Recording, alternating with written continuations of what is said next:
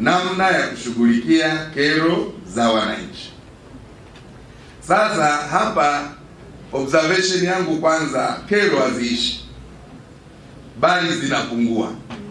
Atakaye kuambia kwamba kero za wananchi zitaisha, muongo. Siku kero na changamoto na matatizo yanapoisha kwenye maisha, kwenye dunia, ndio siku hiyo hiyo wewe umemalizana na dunia.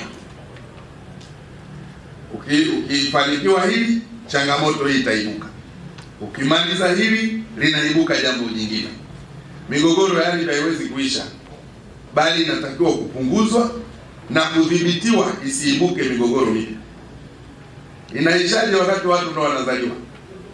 Ardhi haitoshi. Ardhi square kilomita za mraba 25,000 mkoa wa Mwanza. Watu 3,600,000. Lakini miaka 5 ijayo tutakuwa watu 4,000,000. Wataishi wapi?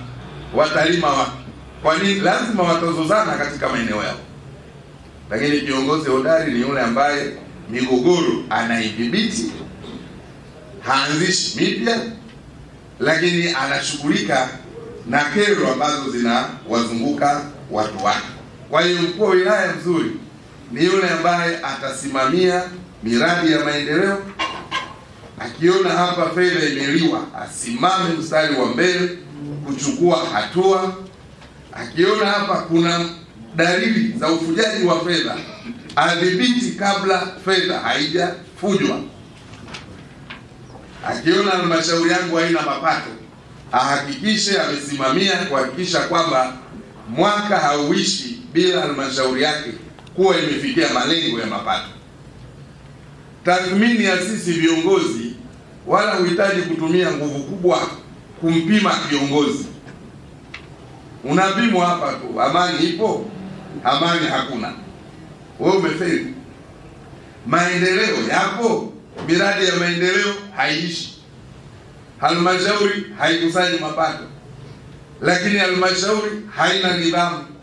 Kila mtu ni kambale, mdogo ana ndevu, mkubwa ana ndevu, haijulikani wanaingia saa ngapi ofisini, wanatoka saa ngapi.